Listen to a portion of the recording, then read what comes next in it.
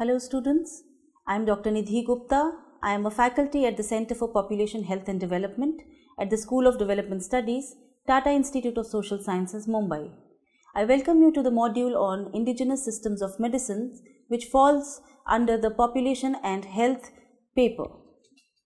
The main objectives of this module is to orient the students about the Indigenous Systems of Medicine, that is ISM, its origin and importance in improving the quality of life of people. The module will also enable the students to understand the changes in the importance of ISM in public policy in India over the last century. This module also highlights the role of ISM in strengthening the health system of our country in bridging the gap between the demand and supply of healthcare. An important objective of this module is to introduce the concept of medical pluralism and the challenges that arise due to medical pluralism. The World Health Organization has acknowledged that there is no satisfactory term to refer to the non-Western or the so-called indigenous medical system, and the traditional medicine eludes precise definition or description. The term traditional medicine includes diverse health practices, approaches, knowledge and beliefs, incorporating the plants, animals and/or the mineral-based medications, the spiritual therapies, the manual techniques and exercises applied singularly or in combination to maintain the well-being as well as to treat, diagnose and prevent illness. Indigenous system of medicine is the term which is usually used to emphasize the civilization origin of a particular system of medicines. For example, biomedicine, homeopathy and naturopathy have their origins in Europe, and so are indigenous systems of Europe. Similarly, the Ayurveda, Siddha and Unani systems of medicine have their civilizational origins in India. Some researchers and academicians believe that the term Indian systems of medicine was used for bureaucratic convenience and included Ayurveda, Unani, Siddha and naturopathy, that is, the so-called ancient medical systems practiced in India. We also come across another term which is ISM and H, which indicates the Indian system of medicine and homeopathy. Now let us look at the various indigenous systems of medicines prevalent in India. In India, Ayurveda, Siddha, Unani, Yoga, homeopathy and naturopathy together encompass the indigenous systems of medicine. Of these systems, only Ayurveda and Yoga are native to our country. Ayurveda is believed to be the most ancient of medicine with an impressive record of efficacy. It has penetrated in the Indian culture and our everyday living, be it some aspects of the lifestyle, food or medicines from our kitchen in the form of spices that we use. Concepts and practices pertaining to diet, work, daily life and life cycle are more coherent and constitute the health culture of a region derived from the indigenous medical traditions. Hence, we observe that various terms are interchangeably used to refer to indigenous systems of medicine in India, like traditional medicines, ISM and H, and more recently, Ayush, which means Ayurveda, Unani, Siddha, and homeopathy. Let us look at the origin and philosophy of various indigenous systems of medicines prevalent in India. Ayurveda. Ayurveda by definition implies the knowledge of life, or knowledge which helps in enjoying healthy life and prolonging it. Its origin is traced far back to the Vedic times, which is about 5000 before Christ. Dhanvantri, the Hindu god of medicine, is said to have been born as a result of the churning of the oceans during a tug-of-war between the gods and the demons, which is depicted in the ancient text as the Amrit Manthan. It is said that the medical knowledge in the Atharva Ved, which is one of the 4 Vedas, gradually developed into the science of Ayurveda. Now let us look at some of the key contributors and important texts in Ayurveda. Maharshi Atraya, Maharshi Charak, Maharshi Sushruta and Maharshi Vagbhat are some of the key celebrated authorities in the field of Ayurvedic medicine. Among the many distinguished names in Hindu medicine, Charak is known as the father of medicine, who wrote the classic text of Charak Samhita. Similarly, another acclaimed contributor, that is Maharshi Sushruta, is known as the father of Indian surgery. He compiled the surgical knowledge of his time and its classic text is called Sushrut Samhita. Now let us look at the philosophy of Ayurveda. As we discussed, Ayurveda is the science or knowledge of life. The purpose of Ayurveda is to protect the health of the healthy and to alleviate disorders of the diseased, which is clearly highlighted in the shloka Swasthasya Swasthya Rakshanam Aturasya Vikar Prashmanancha. That means the ultimate aim is the attainment of salvation through liberation and good consciousness, that is moksha, after attaining a good health and prolonging the life. Ayurveda is based on the Tridosha theory of disease. The doshas or the humors are Vata or the wind, Pitta or the gall, and Kapha, the mucus. When these are in perfect balance and harmony, then it is called Samavastha, that is, a person is said to be healthy. However, any disturbance in the equilibrium of these three humors results in diseases. And the treatment of the disturbance of these three doshas is rectified by using a holistic approach through Pathya Ahar, Vihar and Aushadh. For this, it is understood that Ayurveda's approach towards individual's disease, drug is basic, holistic and natural. Ayurveda believes in the principle that whatever existed in the universe can be seen within the body. Therefore, diet and drugs are derived from the natural resources and are to be used according to elements, that is the Mahabhutas, humors or the doshas, and the individual's constitution, that is the individual's prakriti. This Tridosha theory of disease is strikingly similar to the theory of four humors in the Greek medicine. Now let us look at the other indigenous systems of medicines like Unani, Siddha and homeopathy. Among other indigenous systems, Unani, homeopathy are not of Indian origin.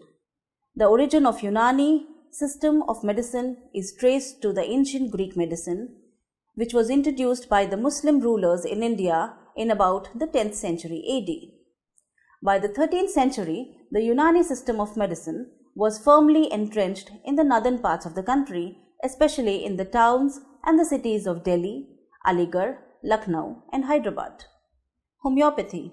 The origin of homeopathy is traced in the late 18th century in Germany. Dr. Samuel Hahnemann is known as the father of homeopathy for creating this alternate system of medicine. Homeopathy gained foothold in India in early 19th century during 1810 and 1839. It is a system of pharmacodynamics and is based on the philosophy that treatment of disease by the use of small amount of drug that in healthy person produces symptoms similar to those of disease being treated. Though homeopathy is practiced in several countries, but India claims to have the largest number of practitioners of this system in the world. These alternate systems of medicine, that is Ayurveda, Yoga, Siddha, Unani and homeopathy, are very much alive in India even today. In fact, they have become the part of Indian culture and continue to be an important source of medical relief, especially to the rural population. Now let us look at what medical pluralism is. The term medical pluralism is used to describe the coexistence in a society of different medical traditions grounded in different principles based on different worldviews. Leslie in 1976 introduced the term medical pluralism to denote the Asian model which was in contrast to the modern healthcare model based on single, standardized, hierarchical system of medicine, which is strictly controlled by physicians. Medical pluralism proposes collaboration between allopathic and traditional medicines, especially as a part of primary healthcare approach. It is important not only because of the efficacy and wide use of traditional medicine, but also because of its potential of improving both allopathic and traditional practices towards the ultimate purpose of improving health by developing a more holistic approach to healthcare. Now let us look at the evolution of medical pluralism from the colonial times in India. During the 19th century, the biomedicine got well accepted in Europe and America, and other systems of medicines were banned. But in India, the cultural ideologies supported indigenous systems of medicine, and it was not possible to ban these systems of medicine or even regulate them. Some of the very early experiments were done in India in mid-19th century to integrate indigenous systems of medicine with the Western medicine at the National Medical Institution in Calcutta. However, this institution was later replaced by a medical college. The indigenous practitioners played an instrumental role in establishment of Western medicine in India in the 19th century, as they themselves got trained in the Western medicine in the vernacular language. By the end of 19th century, the ISM was informally integrated with the medical services. However, the practitioners of modern medicine achieved hegemony, while the ISM practitioners as well as the trained Dais were allocated minuscule or the leftover jobs. By 20th century, there was a strong resistance towards indigenous systems of medicine, as medical registrations were denied to the practitioners of indigenous systems of medicine, and the allopathic doctors were deregistered for being associated with ISM institutions. Though there were protests against these acts, and some of the wealthy people supported the establishment of institutions for training manpower in ISM. Now let us look at the situation of medical pluralism post-independence.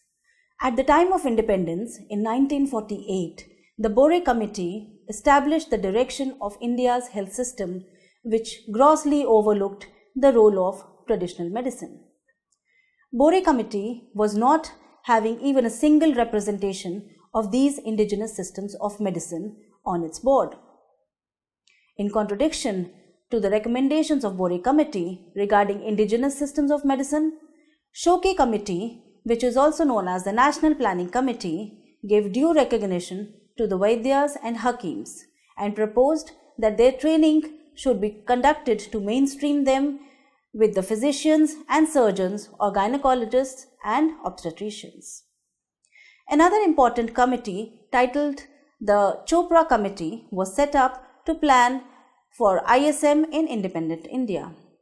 The committee recommended mutual learning between allopathy and the indigenous system of medicine, and some practitioners of each being given education in the other so that all systems could be enriched and evolve into one integrated knowledge system. Though many of these committees were set up for recommending health planning in India post-independence, supported the strengthening of indigenous system of medicine, they prioritized the modern medicine by asserting that the national health services should be based on modern medicine and its persons should be adequately trained in modern medicine to be comparable to international standards. These recommendations and thinking of people involved in planning of health services at the national level led to supremacy of modern medicine in the Indian health system and making medical pluralism official. This subordination, in addition, led to consequential marginalization of budgets for indigenous system of medicine, which eroded these rich systems of medicines over the next few decades. However, The focus on ISM regained its importance after a radical change that took place after the Alma Ata in 1978, which recognized the traditional medical practitioners as important allies and recommended their training and engagement in primary health care. This was reflected in India's first national health policy, which was launched in 1983, that recommended ISM and H to be integrated in the overall healthcare delivery system. The policy also referred to Indigenous system of medicine as our rich, centuries-old heritage of medical and health sciences. This was followed by various other developments in the consecutive years. In 1971, the Central Council of Indian Medicine was established to prescribe the minimum standards of education in indigenous medicine. In 1995, the Department of Indian System of Medicine and Homeopathy was established. In 2003, the Department of Ayush was installed, which focused attention for development of education and research in Ayurveda, Yoga and Naturopathy, Unani, Siddha and Homeopathy. In 2014, a major boost came when the Ministry of Ayush was established by upgrading the existing Department of Ayush. Now let us look at the indigenous system of medicine practitioners as healthcare providers in our healthcare system. The ISM practitioners provide the bulk of medical care to the rural people. Ayurvedic physicians alone are estimated to be 4.38 lakhs.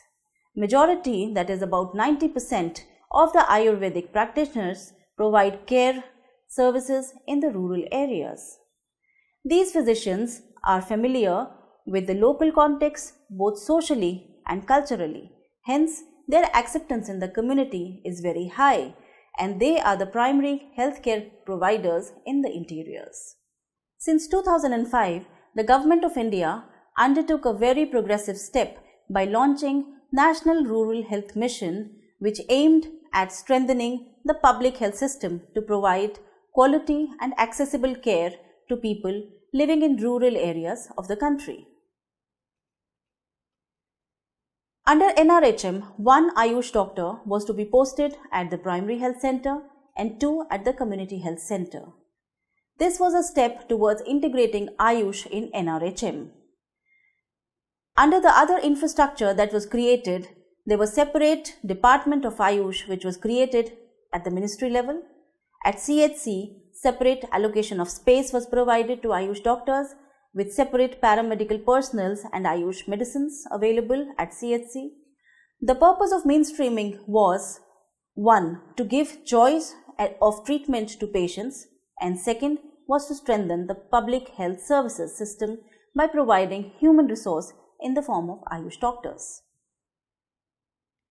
Now let us look at the Ayush infrastructure and the human resource that has been added to the public health system after NRHM till 2011. Over 11,000 doctors, Ayush doctors have been added to the public health system. If you look at the paramedical staff that has been added under Ayush, it is about 4,600. Some of the hospital infrastructure has also been upgraded, where we find that at the hospital level, at the district hospital level, about 416 district hospitals have Ayush department. About 3,000 community health centers have Ayush doctors there. And in addition to that, at PHCs, about 10,000 of the PHCs have Ayush doctors there. In addition to integrating Ayush at primary and secondary levels, 7 national institutes offer tertiary level care in Ayush. Also, we have some standalone Ayush facilities where we have about 3,300 Ayush hospitals and 21,000 Ayush dispensaries. Now let us look at some of the challenges in mainstreaming the indigenous system of medicine and homeopathy. In the last decade, it has been observed that there have been various initiatives to integrate ISM and H in the healthcare delivery system of India.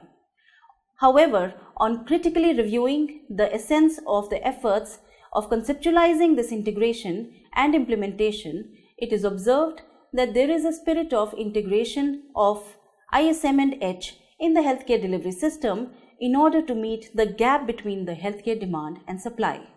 The true commitment to mainstream Ayush and acknowledge it as a comprehensive system of medicine is bleak.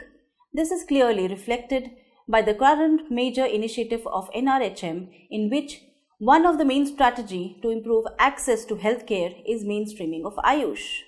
Though the initiative of NRHM attempted to mainstream Ayush by integrating indigenous system of medicine and homeopathy in the healthcare delivery, the hegemony of the modern medicine persists.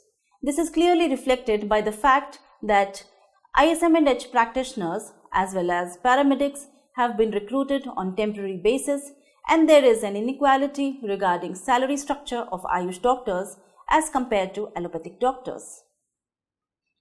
There are no interlinkages and interface between Ayush department and allopathy.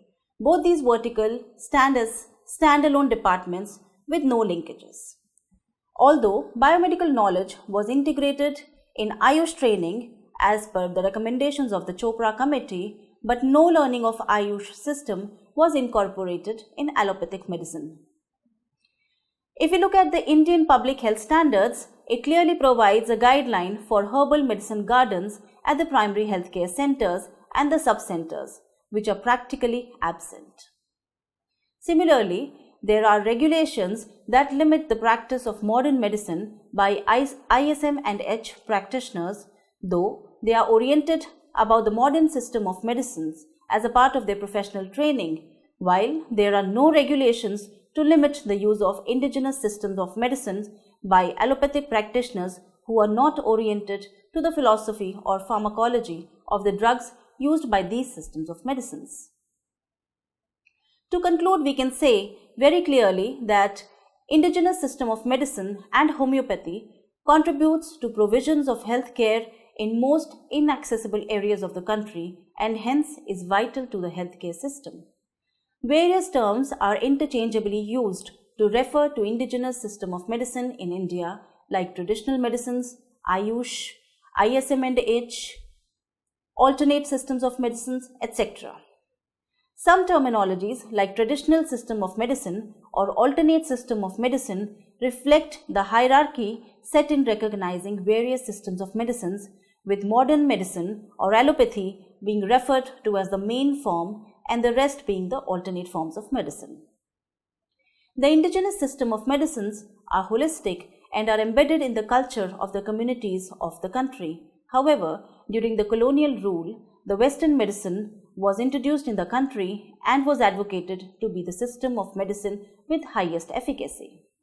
It was after Alma Ata in 1978 that indigenous system of medicine were acknowledged internationally to be a rich source to improve the quality of life of people. India also framed its national health policy in 1983, which recommended ISM and H to be integrated to the overall healthcare delivery system. Since then, there have been various developments in strengthening and mainstreaming of Ayush.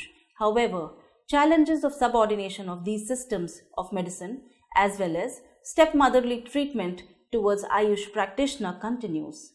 This gives rise to the debate on benefits and drawbacks of existing medical pluralism. Thank you.